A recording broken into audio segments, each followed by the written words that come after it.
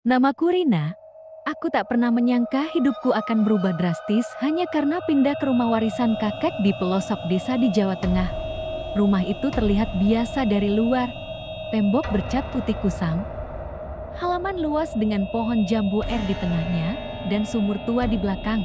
Tapi siapa sangka, rumah itu menyimpan rahasia kelam yang menjeratku hingga aku tak bisa membedakan lagi mana mimpi, mana nyata. Awalnya semua baik-baik saja. Aku pindah ke sana setelah kakek meninggal dan mewariskan rumah itu padaku.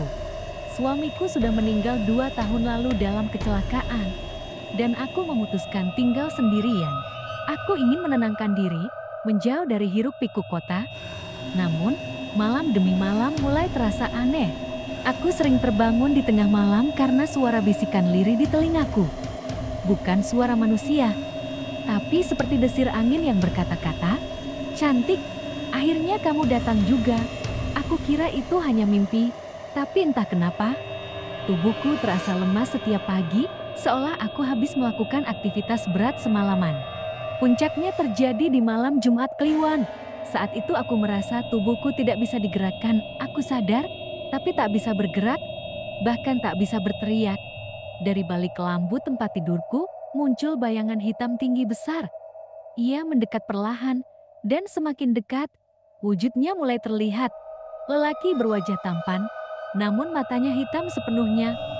Wajahnya tidak asing, aku pernah melihatnya dalam mimpiku sebelumnya. Ia tidak berbicara, tapi aku bisa merasakan hasrat dari sorot matanya. Tubuhku menggigil, tapi bukan karena takut. Entah kenapa, ada rasa pasrah. Malam itu, aku ditiduri oleh sosok itu, meski aku tahu itu bukan manusia. Tubuhku seperti dipaksa menerima, bahkan menikmati. Keesokan harinya, aku merasa ada yang berubah. Aku mual, pusing, dan sering mengantuk. Beberapa minggu kemudian, aku memeriksakan diri ke bidan desa. Hasilnya membuat darahku serasa berhenti mengalir. Aku hamil. Tapi Bu, saya tidak pernah berhubungan dengan siapapun, kataku gemetar. Bidan hanya menatapku dengan pandangan iba. "Mbak Rina, saya tidak tahu bagaimana ini bisa terjadi, tapi ini nyata." Malam-malam berikutnya semakin menyeramkan. Sosok itu datang lagi dan lagi. Setiap malam Jumat, ia menyentuhku. Kadang aku merasa tubuhku melayang, kadang aku mendengar suara perempuan menangis di pojok kamar. Aku mulai bertanya pada warga sekitar, dan dari seorang nenek tua aku mendengar cerita mengerikan. Dulu, rumah ini adalah tempat tinggal seorang dukun sakti bernama Kisuro. Ia terkenal mampu memanggil makhluk halus untuk memuaskan hasratnya. Salah satu makhluk peliharaannya adalah siluman lelaki yang kerap menghamili perempuan manusia untuk mendapatkan keturunan setengah manusia setengah jin.